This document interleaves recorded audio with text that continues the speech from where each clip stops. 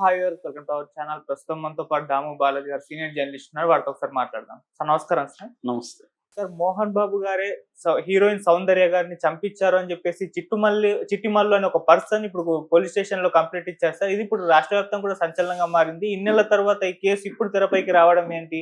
అసలు సౌందర్య గారిని మోహన్ బాబు గారు చంపించడం ఏంటి? ఎవరి చిట్టుమల్లు అని పర్సన్ ఇప్పుడు ఎందుకు కంప్లైంట్ చేస్తున్నారని చెప్పేసి చర్చించుకుంటున్నారు సార్. అసలు అప్పుడు ఏం జరిగింది? సౌందర్య గారు ఎలా చనిపోయారు? ఆ ప్రమాదం ఏ విధంగా జరిగింది? మీరేం చెప్తారు సార్ దీనికి సంబంధించి? యాక్చువల్గా అది మొన్న పెట్టాడు. నేను కూడా ఇది ఎందుకులే దీని మీద చర్చించడం అనుకున్నా కానీ అది ఇప్పుడు విపరీతంగా వైరల్ అవుతుంది. మోహన్ బాబు ఇంకా స్పందించలేదు. సో దీని మీద మన క్లారిటీ, నాకు తెలిసిన క్లారిటీ ఇద్దామని నేను అనుకున్నాను. అదేంటంటే మొన్న 10th ఖమ్మం జిల్లా కలెక్టరేట్లో ఒక వ్యక్తి వచ్చి ఒక కంప్లైంట్ కలెక్టరేట్లో ఇచ్చాడు.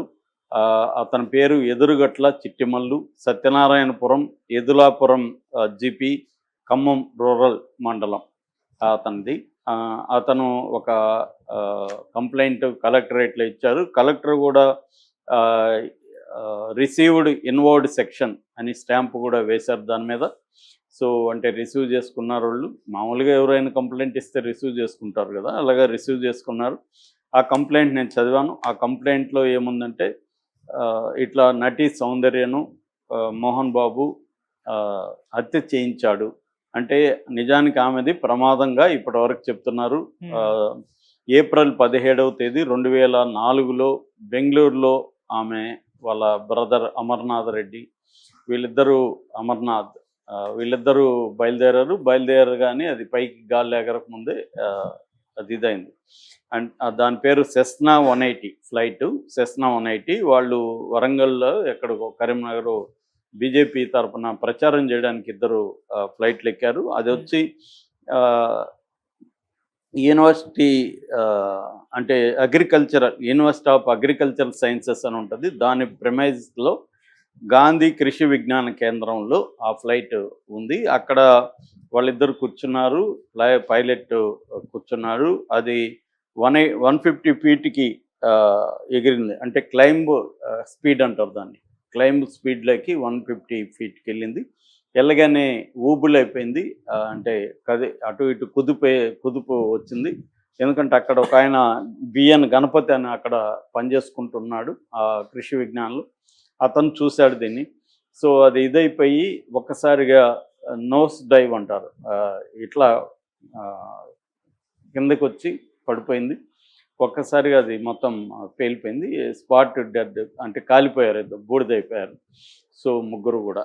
సో అది జరిగినప్పుడు అది ఫ్లైట్లో ఉన్న ప్రాబ్లం అనేది నివేదికలు కూడా వచ్చేసాయి. అది ఏ రకంగా ఎవరు హత్య చేయించినారని వాళ్ళ పేరెంట్స్ కానీ వాళ్ళ హస్బెండ్, ఆమె కరెక్ట్గా 1 yearకి ముందు 27 ఏప్రిల్ 2023కు ముందు జిఎస్ రఘు అనే ఒక సాఫ్ట్వేర్ ఇంజనీర్ వాళ్ళ బంధువుల అబ్బాయి అతన్ని పెళ్లి చేసుకుంది. అతను కానీ వాళ్ళ అమ్మ కానీ వాళ్ళు ఎవరు కూడా కంప్లైంట్ ఇవ్వలేదు. సో వాళ్ళ అమ్మ పేరు మంజుల, వాళ్ళ నాన్న సత్యనారాయణ. ఈమె 31 ఏళ్లలో చనిపోయింది. యాక్చువల్గా ఈమె కన్నడిగా. ములబాగలని కోలార్, చిత్తూరు నుంచి బెంగళూరు బై రూట్లో పొలంనేరు దాటిన తర్వాత ములబాగల్ అని వస్తుంది, అది కోలార్ డిస్టిక్. అక్కడ ఈమె పుట్టింది. దాని తర్వాత వీళ్ళు బెంగళూరు షిఫ్ట్ అయ్యారు. ఇంటర్ చదివేటప్పుడే ఈమెకి ఛాన్స్ వచ్చింది. బాకన్నా ప్రీతిసు అనే ఒక సినిమా 1992 కన్నడలో ఫస్ట్ సినిమా అది. ఆ తర్వాత గంధర్వ అనే ఒక సినిమా ఇమీడియట్గా అదే సంవత్సరం ఛాన్స్ వచ్చింది. దాని తర్వాత మనూరు పిల్లి అని 93లో తెలుగులో ఆమె ఇదైంది. దాదాపు ఒక సావిత్రి తర్వాత గొప్ప నటిగా పేరు వచ్చింది ఈమెకి మన తెలుగులో కానీ ఇండియన్ సినిమా. దీంట్లో 3 నంది అవార్డులు, 2 కర్ణాటక స్టేట్ అవార్డులు, 6 ఫిల్మ్ఫేర్ అవార్డులు, 1 నేషనల్ ఫిల్మ్ అవార్డు. అదేమో ప్రొడ్యూసర్గా ద్వీప అనే సినిమా గిరీష్ కాసరవల్లి డైరెక్ట్ చేశాడు. ఆ ద్వీప అనే సినిమాకి ఈమె ప్రొడ్యూసరు, దాంట్లో యాక్టివ్ కూడా. నేను అప్పుడు లాంగ్ బ్యాక్ గిరీష్ కాసరవల్లిని ఇంటర్వ్యూ చేశాను. అప్పుడు కూడా ఆయన సౌందర్య చాలా గొప్ప నటి, మామూలుగా నటులు మనం ఏదన్నా చెప్తే దాన్ని ఇంటెలిజెంట్గా అర్థం చేసుకుంటారు లేదా ఎమోషనల్గా అర్థం చేసుకుంటారు. సౌందర్య 2 రకాలుగా కూడా అర్థం చేసుకోగలదు. ఒక సీన్ని ఎమోషనల్గా ఎట్లా అప్రోచ్ అవ్వాలి, ఇంటెలిజెంట్గా ఎట్లా అప్రోచ్ అవ్వాలి అనేది ఆమె చేయగలదు. నేను షాక్ అయ్యాను అని కూడా ఆయన నాతో అప్పట్లో ఇంటర్వ్యూలో చెప్పాడు సౌందర్య గురించి. సో అంత చిన్న వయసులోనే ఆమె అంత పేరు ప్రఖ్యాతి సంపాదించుకుంది. బట్ ఇది దురదృష్టకరమైన సంఘటన.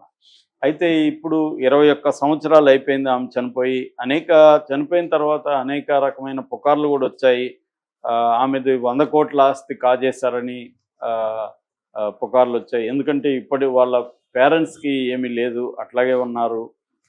ఈమెకు 100 కోట్ల పైన ఆస్తి ఉంది. అదంతా ఎందుకంటే చాలా సినిమాలు చేసింది, చాలా డబ్బులు ఉన్నాయి, అయినా కూడా అవేంతా ఎక్కడికి పోయినాయి అన్న ఇది ఉంది. అట్లాగే ఇప్పుడు సౌందర్యకు సంబంధించిన 6 ఎకరాల ఇల్లు జల్పల్లిలో ఉంది, శంషాబాద్ దగ్గర. దాన్నే మంచు టౌన్ అని పేరు పెట్టారు ఇప్పుడు. అది మోహన్ బాబు కొనుక్కున్నాడని చెప్తారు. కానీ చాలామంది ఏంటంటే సౌందర్య దగ్గర మోహన్ బాబు అక్రమంగా దాన్ని స్వాధీనం చేసుకున్నాడు అనేది గతంలో కూడా విమర్శలు వచ్చాయి. అదంతా కొట్టిపారేశారు వాళ్ళు కూడా. మంచి ఫ్యామిలీ, మేము సౌందర్య దగ్గర కొనుక్కున్నామని చెప్పారు. ఒకవేళ ఇప్పుడు సౌందర్య దగ్గర కొనుక్కోకుండా ఆక్యుపై చేసి ఉంటే వాళ్ళ అమ్మో వాళ్ళ హస్బెండ్ కంప్లైంట్ ఇవ్వాలి కదా మోహన్ బాబు మీద. అలాంటిది ఏమీ జరగలేదు. కానీ పుకార్లు రకరకాలుగా వ్యాపిస్తూ ఉంటాయి. ముఖ్యంగా మోహన్ బాబు ఫ్యామిలీ మీద ఈ మధ్య కాలంలో మనం చాలా వీడియోలు కూడా చెప్పుకున్నాం. ఒక నెగిటివిటీ అనేది విపరీతంగా వాళ్ళ మీద వ్యాపించింది. అంటే సమాజంలో కూడా మోహన్ బాబు మీద కావచ్చు, ఆ ఫ్యామిలీ మీద కావచ్చు, రకరకాల కారణాల వల్ల ఒక నెగిటివిటీ అనేది ఎక్కువగా ఉంది. సో అంటే వాళ్ళు మాట్లాడే పద్ధతి కావచ్చు, కొన్ని విషయాల్లో మోహన్ బాబు స్పందన ఒక గట్టిగా ఆయన బెదిరించే ధోరణిలో మాట్లాడడం కావచ్చు, వీటి వల్ల చాలామందికి అకారణంగా కూడా వాళ్ళ మీద కోపం ఉంటుంది. అది వాళ్ళ సినిమాలకు కూడా మనకు కనబడుతుంది. వాళ్ళు చేసే సినిమాలన్నీ కూడా, ముఖ్యంగా వాళ్ళు ప్రొడ్యూస్ చేసే సినిమాలు ఏవి కూడా ఆడని పరిస్థితి ఉంది. సో ఇప్పుడేమో కన్నప్ప రాబోతుంది. ఈ టైంలో ఆల్రెడీ వాళ్ళ ఫ్యామిలీలో మంచు మనోజ్కి, మంచు విష్ణు, మోహన్ బాబు వాళ్ళ మధ్య చాలా సివియర్ గొడవలు జరుగుతున్నాయి ఆస్తుల విషయంలో. ఈ నేపథ్యంలో ఈ ఎదురుగట్ల చిట్టిమల్ల అనే వ్యక్తి, ఇతను ఎవరో తెలియదు, ఇతనికి మోహన్ బాబుకి కానీ సౌందర్యకి కానీ ఎటువంటి రిలేషన్షిప్ లేదు.